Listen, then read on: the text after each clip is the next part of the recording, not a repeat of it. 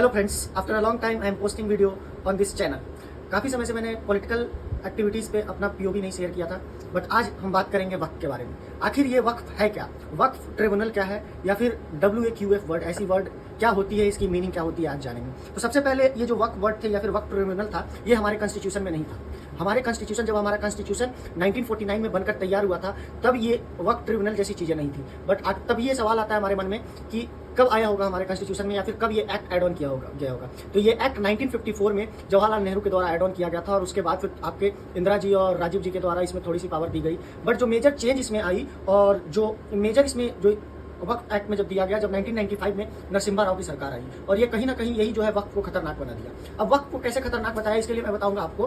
आप अगर देखेंगे 1950 तक वक्फ के पास 50,000 एकड़ जमीन थी। बट यही अगर आप अगले 75 साल में, यानी 1950 से लेकर अभी तक, वक्फ के पास ये जो 50,000 एकड़ जमीन थी, यह बढ़कर कितनी हो गई, आप सोच सकते हैं, थोड़ा सा अंदाजा लगा सकते हैं। 1 लाख, 2 लाख, 3 लाख, 4 लाख नहीं, 10 लाख एकड़ जमीन वक्फ के पास आ गई। तो आप सोच सकते हैं, जो देश 700 साल की गुलामी में जिसके पास 50,000 एकड़ जमीन थी, वो बस 75 साल में 10 लाख एकड़ एक्वायर कर लिया। ये आखिरकार सोचने वाली बात है। तो ये सोचने वाली बात है। अभी हाल फिलहाल में हमने देखा होगा, लोकसभा के एक MP असदुद्दीन ओवैसी, उन्होंने स्टेटमेंट जारी किया। उन्होंने अभी जो वक्फ एक्ट आया है उसको फाड़ते हुए कहा कि ये अनकॉन्स्टिट्यूशनल है। मैं कहता हूं कि अभी का जो वक्फ अमेंडमेंट है ये बिल्कुल सही है, पुरानी जो वक्फ थी वो अनकॉन्स्टिट्यूशनल है। अब ये अनकॉन्स्टिट्यूशनल है, इसके मैं 2-3 एग्जाम्पल दूंगा। पहला, जो अभी जो सेक्शन 40 वक्फ का था उसको हटाया गया। सेक्शन 40 क्या कहता है कि वक्फ जो है देश की किसी भी प्रॉपर्टी को क्लेम कर सकता है। अब जिस आदमी को भी इस चीज से अपोजिशन हो, वो या सुप्रीम कोर्ट, हाई कोर्ट नहीं जा सकते हैं, वो सीधा वक्फ ट्रिब्यूनल में ही केस फाइल करेगा। ये तो बस वही चीज बात हो गई ना। अब कोई भी अपना किसी का कोई केस हो तो वो कभी भी उस चीज को गलत साबित होने देगा? नहीं होगा। तो थोड़ी सी सोचने वाली बात है। और ये जो है हमारे कॉन्स्टिट्यूशन का आर्टिकल 32 का भी वायलेशन करता है। अब आर्टिकल 32 क्या कहता है? आर्टिकल 32 सेज कि कोई भी कोर्ट प्रोसीडिंग अप्रोप्रिएटली हम सुप्रीम कोर्ट में मूव कर सकते हैं। तो इस केस में तो हम अप्रोप्रिएटली डायरेक्ट सुप्रीम कोर्ट या हाई कोर्ट में रीच आउट नहीं कर सकते हैं।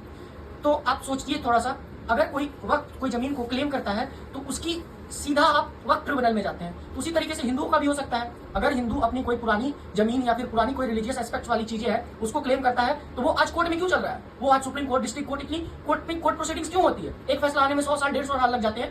हिंदुओं का भी हिंदू ट्रिब्यूनल कोर्ट होना चाहिए।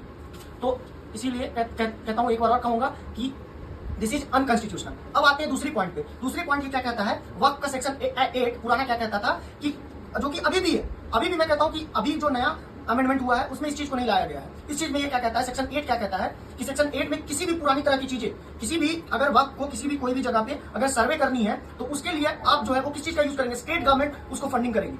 अब स्टेट गवर्नमेंट फंडिंग करेगी तो यहाँ पे भी हमारे कॉन्स्टिट्यूशन का आर्टिकल 27 का वायलेशन है। अब आर्टिकल 27 क्या कहता है कि आप टैक्स पेयर का पैसा, हमारे पैसा, हम लोगों का पैसा, आप किसी भी रिलीजियस टाइप की चीजों के प्रमोशन में आप नहीं यूज कर सकते हैं। और वक्त कहीं ना कहीं एक रिलीजन से जुड़ा हुआ है। तो एट द एंड मैं कहूंगा कि वक्त, जो पुरानी वक्त थी, वो बिल्कुल अनकॉन्स्टिट्यूशनल थी। एंड नई अमेंडमेंट्स है, मैं कोशिश करूंगा कि नई अमेंडमेंट के एक अच्छे तरीके से वीडियो की सीरीज अगले वीडियो में पोस्ट करूंगा। Thank you.